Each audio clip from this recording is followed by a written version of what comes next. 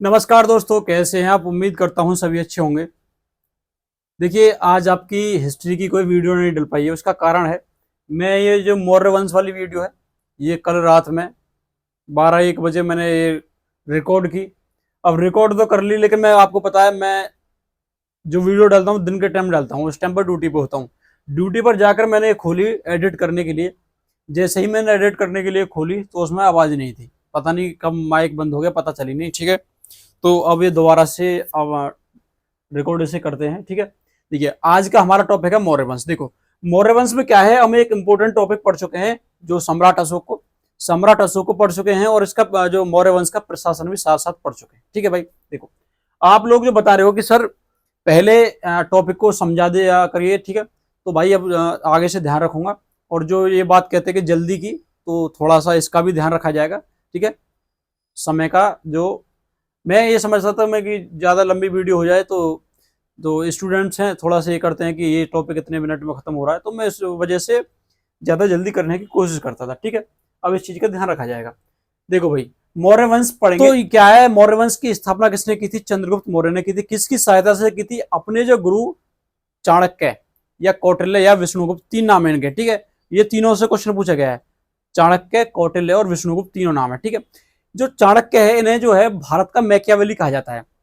Machiavelli इस वजह से नहीं कहा जाता कि ये जो अच्छे रणनीतिकार थे। मैकियावेली क्यों कहा जाता है? इनकी पुस्तक थी अर्थशास्त्र, ठीक है, जो कि संस्कृत भाषा में थी।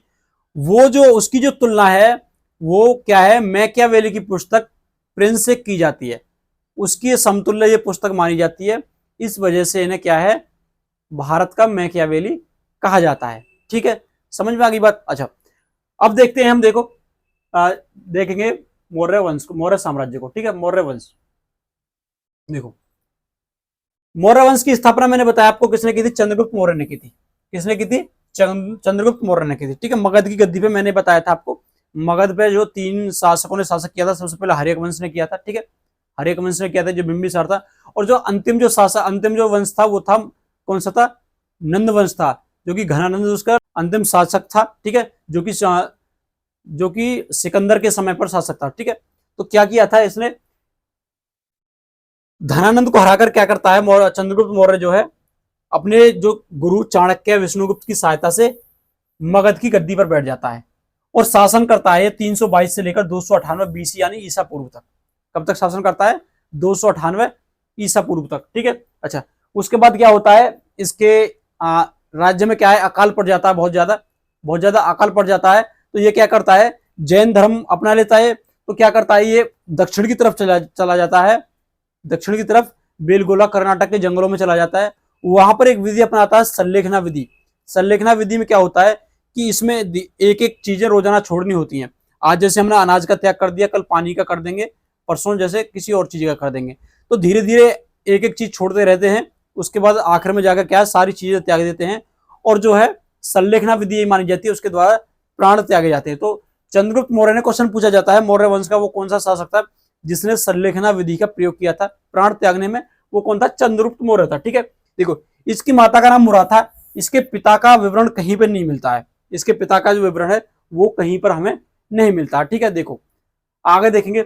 मैंने अभी बताया था इनके गुरु कौन थे, चाणक्य थे या विष्णुगुप्त या फिर कौटिल्य थे। ठीक है, उन्हें भारत का मैकियावेली कहा जाता है। उनकी पुस्तक अर्थशास्त्री जो कि संस्कृत भाषा में थी। ठीक है, जिसकी तुलना मैकियावेली की जो पुस्तक है प्रिंस से की जाती है। ठीक है, देखो चंद्रगुप्त मौर्य के क्या है, दो जो है यूनानी नाम मिलते हैं, जिनकी पहचान जो है विलियम जोन्स ने। विलियम जोन्स कौन थे? जिन्होंने एशियाटिक सोसाइटी की स्थापना की थी 1784 में। एशियाटिक सोसाइटी की स्थापना की थी 1784 में विलियम जोन्स। एशियाटिक सोसाइटी में क्या होता था, इसमें क्या है, भारत के जितने भी ग्रंथ हैं, ठीक है, उन्हें क्या है, अंग्रेजी भाषा में अनुवाद करके पेश किया जाता था। अंग्रेजी भाषा में अनुवाद किया जाता था। ठीक है भाई, अच्छा, यूनानी नाम मिलते हैं दो। कौन कौन से नाम है भाई? एक नाम है सेंड्रोकोटस, एक नाम है सेंड्रोकोटस, एक नाम है एंड्रोकोटस। ये दोनों जो यूनानी नाम है, ये चंद्रगुप्त मौर्य के लिए प्रयोग किए गए थे। ठीक है, ये सेंड्रोकोटस कई बार पूछा गया है। ठीक है, कि यूनानी नाम सेंड्रोकोटस जो है किसका था, किसके लिए प्रयोग किया गया था? चंद्रगुप्त मौर्य के लिए प्रयोग किया गया था। ठीक है भाई, देखो आगे चलते हैं। आगे क्या है, चंद्रगुप्त मौर्य ने किसे हराया था? धनानंद को हराया था। ठीक है, देखो सिकंदर का सेनापति था कौन? Seleucus Nicator.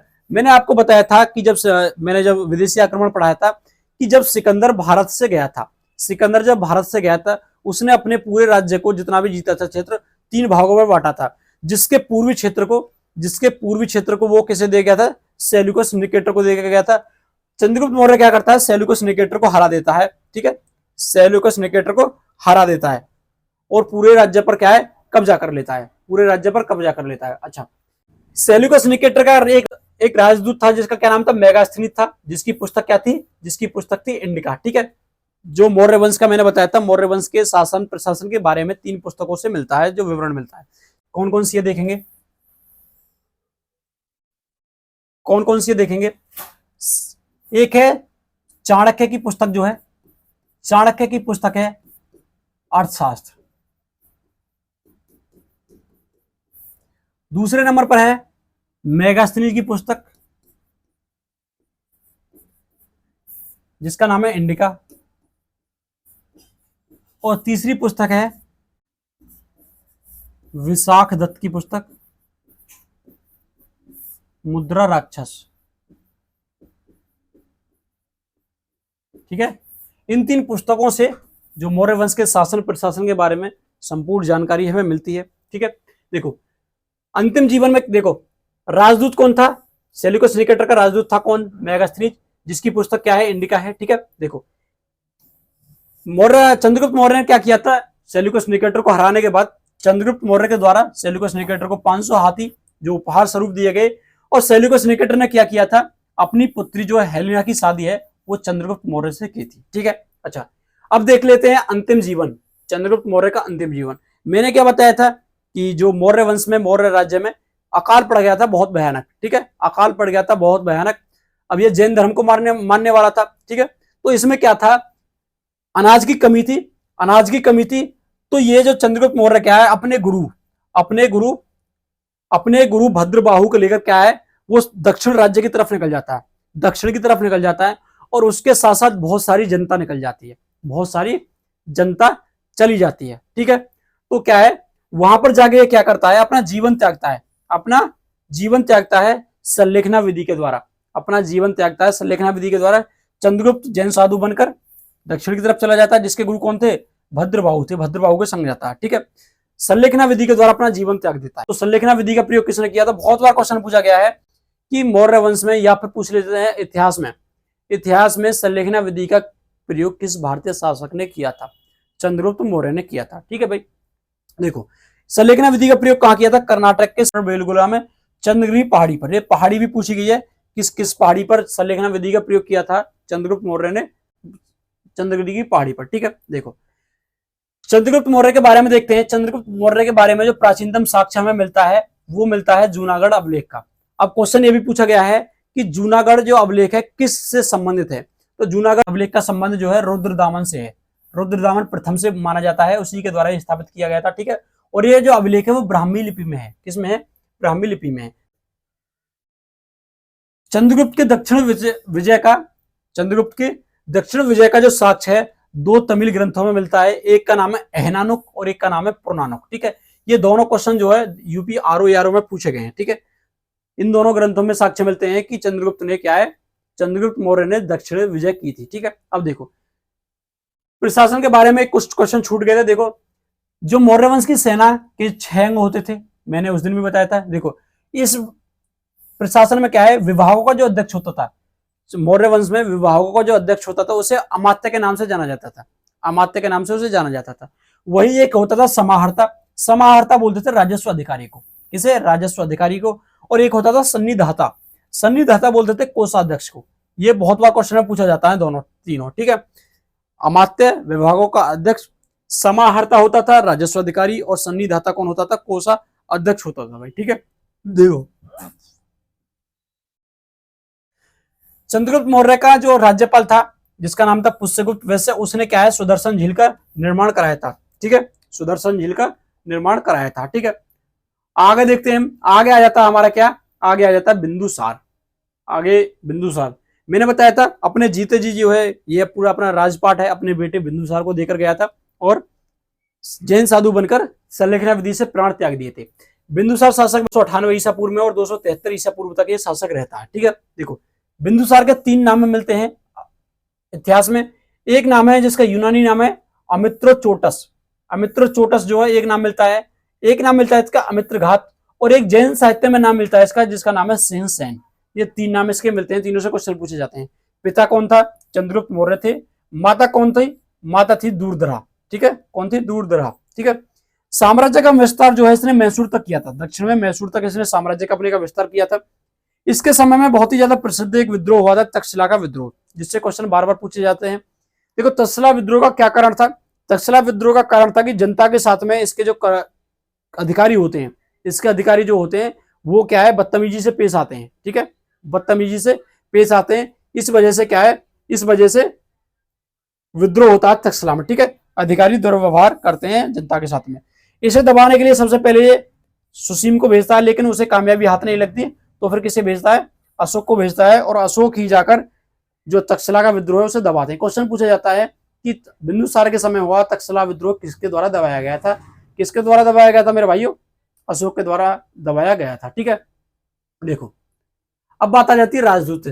राजदूत से बात आ जाती है। देखो सीरिया के राजा थे एंटियोकस। एंटियोकस ने राजदूत भेजा जो बिंदुसार के दरबार में, जिसका नाम था डाइमेकस। डाइमेकस भेजा और उससे मांग करवाई कि हमें सूखे अंजीर दीजिए, हमें मदरा दीजिए, और एक दार्शनिक दीजिए। ठीक है, बिंदुसार जो है सूखे अंजीर भी भिजवाता है, मदरा भी भिजवाता है, लेकिन दार्शनिक नहीं भिजवाता। ठीक है भाई। अच्छा, बिंदुसार से संबंधित एक क्वेश्चन संप्रदाय से पूछ लिया जाता है कि वो किस संप्रदाय का अनुयायी था? तो वो आजीवक संप्रदाय का अनुयायी था। किसका? आजीवक। आजीवक संप्रदाय का अनुयायी बनने से पहले वो ब्राह्मण धर्म का अनुयायी था। ठीक है, ब्राह्मण धर्म का अनुयायी था। ठीक है, आजीवक संप्रदाय का अनुयायी कब बनता है वो? ठीक है, आजीवक संप्रदाय की दीक्षा लेता है वो पिंगलवत्स से, जो कि उसके दरबार में थे। पिंगलवत्स कौन थे? पिंगलवत्स से जिन्होंने सबसे पहले भविष्यवाणी की थी बिंदुसार के बारे में कि तू एक दिन क्या है, राजा बनेगा, तू एक दिन राजा बनेगा। तो होकर ये आजीवक संप्रदाय का अनुयायी बनता है। ठीक है, उसके बाद एक क्वेश्चन पूछ लिया जाता है कि मृत्यु के समय, जब बिंदुसार की मृत्यु हुई थी उस समय अशोक जो कहाँ का राज्यपाल था? तो वो था कहाँ का? उज्जैन का राज्यपाल था। ठीक है मेरे भाई, ये हमारा टॉपिक है जो मौर्य वंश से वो समाप्त होता है। ठीक है, अशोक में पहले ही करवा चुका हूँ, अशोक में पहले ही करवा चुका हूँ, बिंदुसार हो गया, और हमने क्या चंद्रगुप्त मौर्य पढ़ लिया। यही 3 चीजें इस जो वंश से संबंधित हैं, यही 3 चीजें इस वंश से संबंधित हैं। अब भी आपका कोई क्वेश्चन है, कोई भी डाउट है, कोई भी सजेशन है, तो उसे कमेंट बॉक्स में कमेंट करके बता सकते हैं, या फिर हमारे इंस्टाग्राम चैनल है AMA399 उस पर बता सकते हैं। और इस जो नोट्स की PDF के लिए, जो भी क्लास होती है उनकी सभी PDF के लिए हमारा जो टेलीग्राम चैनल है AM3, उसे आप ज्वाइन कर सकते हैं। ठीक है, ये एज ए टेज आपको जो PDF के रूप में वहां पर नोट्स मिल जाएंगे। ठीक है, मिलते हैं अगली वीडियो में। जय हिंद।